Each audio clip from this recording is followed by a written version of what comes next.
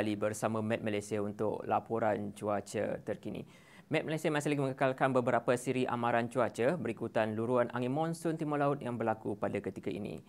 Dimulakan dengan di kawasan lautan, Map Malaysia masih lagi mengekalkan amaran angin kencang dan laut bergelora kategori ketiga bagi kawasan yang ditandakan merah yang menyebabkan ketinggian ombak boleh mencapai 4.5 meter serta kelajuan angin di antara 50 ke 60 km sejam. Seterusnya pula, amaran bagi kawasan jingga iaitu amaran kategori kedua dengan ketinggian ombak boleh mencapai antara 3.5 hingga 4.5 meter serta kelajuan angin di antara 50 ke 60 km sejam. Seterusnya pula, amaran kategori pertama bagi kawasan yang ditandakan kuning yang boleh menyebabkan ketinggian ombak boleh mencapai 3.5 meter serta kelajuan angin di antara 40 ke 50 km sejam.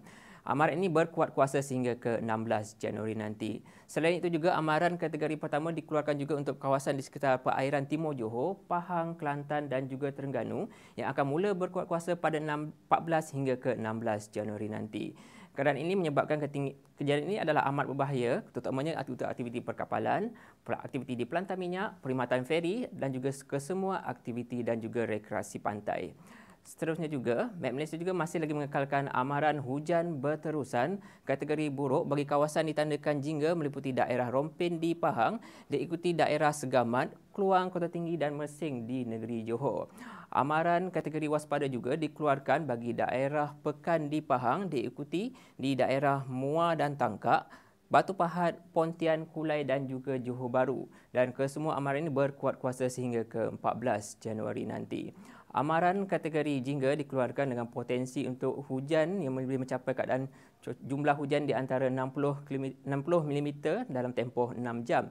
Seterusnya pula, amaran kategori waspada dikeluarkan dengan potensi untuk hujan berterusan yang dijangka bermula dalam tempoh 1 hingga 3 hari akan datang atau hujan lebat berserta ribut peti yang sedang berlaku yang dijangkakan boleh berterusan. Oleh itu, orang awam terutamanya bagi mereka yang berada di kawasan yang terlibat diminta untuk sentiasa lebih berhati-hati dengan keadaan cuaca semasa. Kita beralih pula dengan tinjauan keadaan cuaca semasa. Pada ketika ini di sekitar Semenanjung, keadaan cuaca baik dan tiada hujan di kebanyakan kawasan. Namun keadaan cuaca berawan dan mendung terutamanya di sekitar timur negeri Johor dan juga selatan negeri Pahang. Dan pada petang nanti, keadaan cuaca hujan berserta ribut peti dijangkakan akan lebih tertumpu di sekitar negeri Johor, Pahang, Melaka, pedalaman negeri Sembilan, Selangor dan juga pedalaman negeri Perak. Namun amaran hujan yang berterusan masih lagi berkuat kuasa meliputi kawasan di negeri Johor dan di negeri Pahang. Dan oleh itu, orang awam diminta untuk sentiasa berhati-hati dan berwaspada dengan keadaan cuaca semasa. Seterusnya pula, kita beralih dengan keadaan cuaca di Malaysia Timur.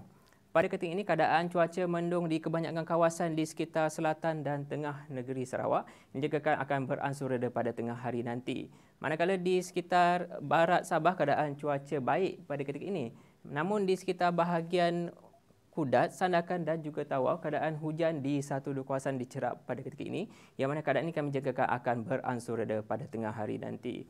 Pada sebelah petang, Map Malaysia menjangkakan keadaan cuaca hujan berserta ribut peti di Sarawak dijangkakan akan lebih tertumpu di sekitar bahagian selatan dan pedalaman Sarawak, manakala di Sabah keadaan cuaca hujan dijangkakan lebih tertumpu di sekitar bahagian pedalaman dan juga timur Sabah.